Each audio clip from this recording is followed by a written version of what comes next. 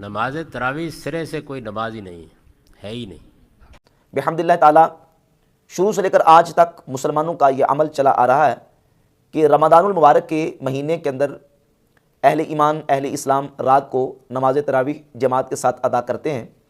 اور مسلمانوں کا یہ عمل بحمد اللہ تعالیٰ آج تک جاری و ساری ہے۔ نبی پاک صلی اللہ علیہ وآلہ وسلم نے نماز تراویح خود ادا کی، جماعت کے ساتھ ادا کی، پھر خلفائے راشدین اور پھر امت کا عمل چلا رہا ہے۔ اہل سنت کی کتابوں سے اور اہل تشیع کی کتابوں سے بھی نبی پاک علیہ السلام کی سنت ہونا ثابت ہوتا ہے۔ صحیح بخاری کے اندر امام بخاری رحمۃ اللہ علیہ صحیح بخاری میں 2012 نمبر حدیث لکھے ہے، سیدہ عائشہ صدیقہ رضی اللہ تعالی عنہا سے،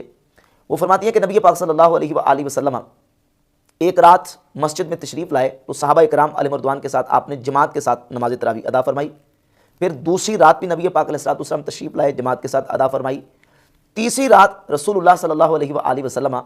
نے جماعت کے ساتھ نماز تراویح ادا فرمائی اور کثرت کے ساتھ صحابہ مسجد میں جمع ہوئے تھے۔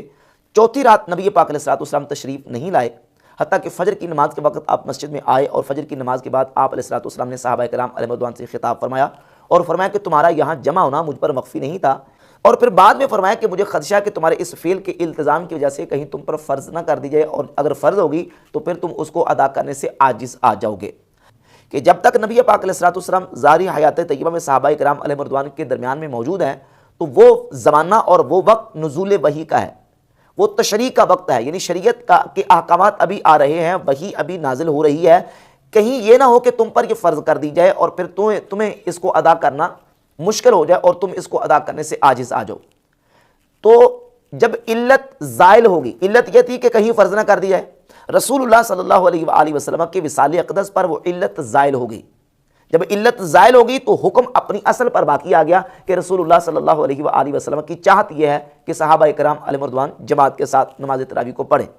اور پھر نبی پاک علیہ السلام نے ترغیب ارشاد فرمائی۔ سیدنا ابو ہریرہ رضی اللہ تعالیٰ عنہ سے صحیح مسلم میں 559 نمبر حدیث ہے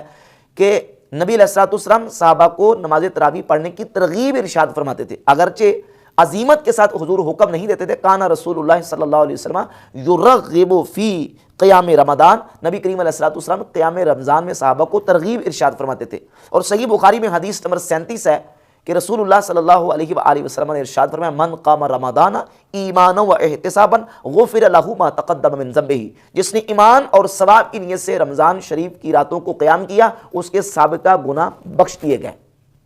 اب ان احادیث سے یہ ثابت ہوا کہ نبی پاک علیہ السلام نے رمضان کی راتوں میں قیام اللیل یعنی نماز تراویح پڑھنے کی ترغیب بھی ارشاد فرمائی، ثواب کی بشارت بھی عطا فرمائی، اور رسول اللہ علیہ السلام نے خود پڑھی بھی اور صحابہ کو جماعت کے ساتھ آپ علیہ السلام نے پڑھائی بھی۔